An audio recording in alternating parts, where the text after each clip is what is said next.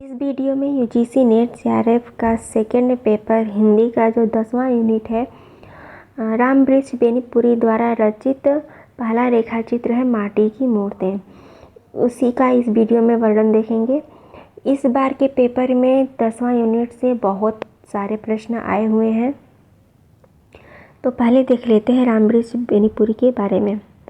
तो राम वृक्ष बेनीपुरी का जन्म 23 दिसंबर 1899 को मुजफ्फरपुर के बिहार और मृत्यु 9 सितंबर 1968 बिहार में हुआ।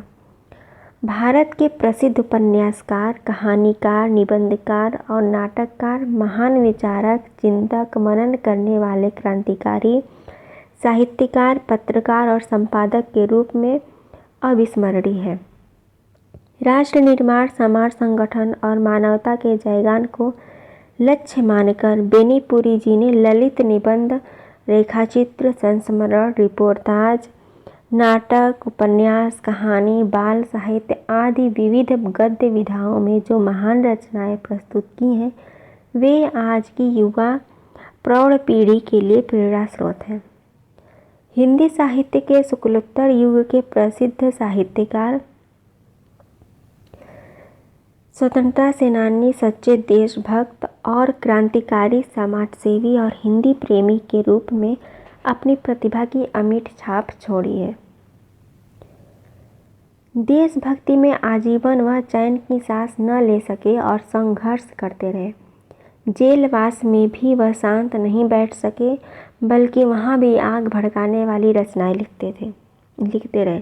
जब भी वे जेल से बाहर आते, उनके हाथ में 2-4 ग्रंथ की पांडुलिपियां अवश्य होती थीं, जो आज साहित्य की अमूल्य निधि बन गई हैं।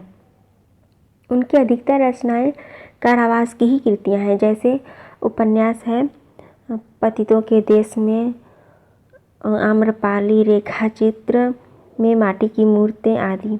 उनकी अन्य रचनाएं भी हैं चिता के फूल, लाल तारा, कैदी की पत्नी, गेहूं और गुलाब, जंजीरें और दीवारें, सीता की माँ, संघमित्रा, अमर ज्योति, तथागत, शकुंतला, राम राज्य, नेत्रदान, गांव के देवता, नया समाज, विजेता, बैजू मामा, विद्यापति की पदावली। माटी की मूर्तें देखते हैं। ये यूजीसी नेट का पहला रेखाचित्र है 10वां यूनिट का, माटी की मूर्तें। माटी की मूर्तें 1946 में प्रकाशित राम वृक्ष बेनीपुरी द्वारा रेखाचित्र संकलन है, जिसमें 12 रेखाचित्रों का संकलन किया गया है।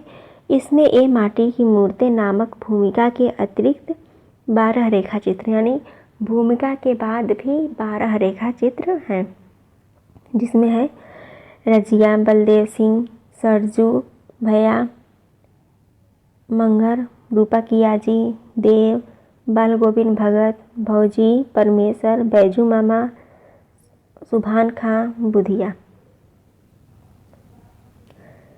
ये माटी की मूर्ति की भूमिका है जो अत्यंत ही महत्वपूर्ण है। इन्होंने इस माटी की मूर्ति के बारे में अपनी जो भी बातें हैं, उन्होंने राम वृक्ष बेनीपुरी ने भूमिका में लिखी है। इसलिए भूमिका पढ़ना बहुत ज़रूरी है। जब कभी आप गांव की ओर निकले होंगे, आपने देखा होगा किसी बड़ या पीपल के पेड़ के नीचे चबूतरे पर कुछ मूर्तें रखी हैं, माटी की मूर्तें। ये मूर्तें न इनमें कोई खूबसूरती है, न रंगीनी। फलतः बौद्ध या ग्रीक रोमन मूर्तियों में हम सैदाई आदि इनमें कोई दिलचस्पी न लें, उन्हें देखते ही मोड़ लें, नाक सिकोड़ लें, तो अचरज की कौन सी बात। ये महत्वपूर्ण लाइन है। किंतु इन कुरूप शकल मूर्तियों में भी एक चीज़ है, शायद उस ओर हमारा ध्यान नहीं गया, वह है जिंदगी। ये माटी की बनी है, माटी पर धरी है, इसलिए जिंदगी के नज़दीक है, जिंदगी से सराबोर है। ये देखती हैं, सुनती हैं, खुश होती हैं, शाप देती हैं, आशीर्वाद देती हैं।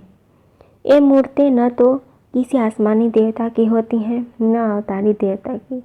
गांव के ही किसी साधारण व्यक्ति मिट्टी के पुतले ने किसी असाधारण अलौकिक धर्म के कारण एक दिन देवत्व प्राप्त कर लिया।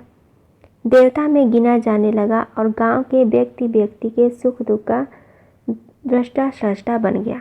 यह भी महत्वपूर्ण लाइन है।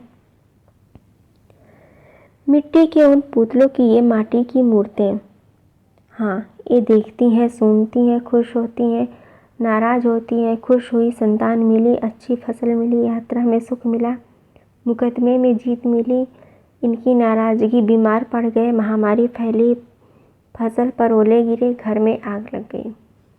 ये ज़िंदगी के नज़दीक ही नहीं है, ज़िंदगी में समाई हुई है। इसलिए ज़िंदगी के हर पुजारी का सिर इनके नज़दीक आप ही आप झुका है। बौद्ध और ग्रीक रोमन मूर्तियाँ दर्शनीय हैं, वंदनीय हैं, तो माटी की ये मूर्तें भी उपेक्षणीय नहीं। आपसे हमारा निवेदन सिर्फ इतना है।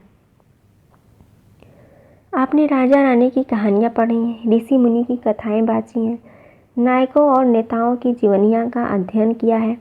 वे कहानियाँ, वे कथाएं, वे जीवनियाँ कैसे मनोरंजक, कैसे प्रोज्वल, कैसे उत्साहवर्धक, हमें दिन दिन का अध्ययन, मनन, अनुशीलन करना ही चाहिए।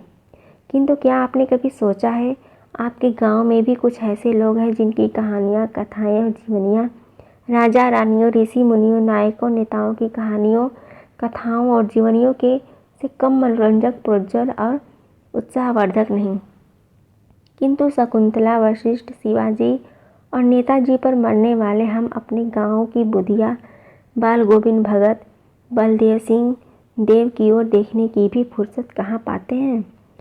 हजारीबाग सेंट्रल जेल के एकांत जीवन में अचानक मेरे गांव और ननिहाल के कुछ ऐसे लोगों की मूर्तें मेरी आंखों के सामने आकर नाचने और मेरे कलम से चित्रण की याचना करने लगी।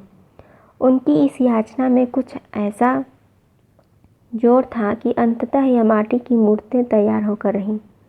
हाँ, जेल में रहने के कारण बैजू मामा भी इनकी पात में आ बैठे और अपनी मूर्तें मुझसे गढ़वा ही लीं। मैं साफ कह दूं, एक कहानियाँ नहीं, जीवनियाँ हैं। ये चलते चलते आदमियों के शब्द चित्र हैं।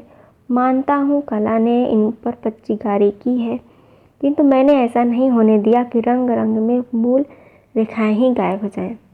मैं उसे अच्छा रसोइया नहीं समझता जो इतना मसाला रख दे कि सब्जी का मूल स्वाद ही नष्ट हो जाए। कला का काम जीवन को छिपाना नहीं, उसे उभारना है। कला वह है जिसे पाकर जिंदगी निखर उठे, चमक उठे। ये दोनों ही महत्वपूर्ण लाइनें हैं। डरता था सोने चांदी के इस युग में मेरी ये माटी की मूर्तें कैसे पूजी जाती हैं, कैसी पूजा पाती हैं, किंतु इधर इनमें से कुछ जो प्रकाश में आईं, हिंदी संसार ने उन्हें सिर आंखों पर लिया। यह मेरी कलम या कला की करामात नहीं, मानवता के मन में मिट्टी के प्रति जो स्वाभाविक स्नेह है उसका परिणाम है। उस स्नेह के प्रति मैं बार बार सिर झुकाता हूँ और कामना करता हूँ कि कुछ ऐसी माटी की मूर्ति हिंदी संसार की सेवा में उपस्थित करने का सौभाग्य प्राप्त कर सकूँ। दिवाली 1946 और श्री रामवृक्ष बेनीपुरी।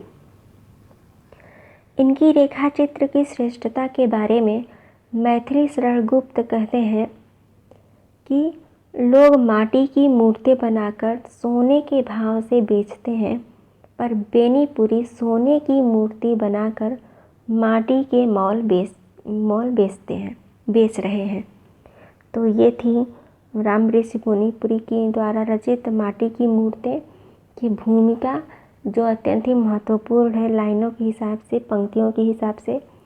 आगे देखेंगे जो 12 रेखा चित्र हैं, पहले देखेंगे रजिया के बारे में, उसके बाद हम अलग अलग रेखा चित्रों के बारे में देखेंगे। इस वीडियो में इतना ही। देखने के लिए धन्यवाद।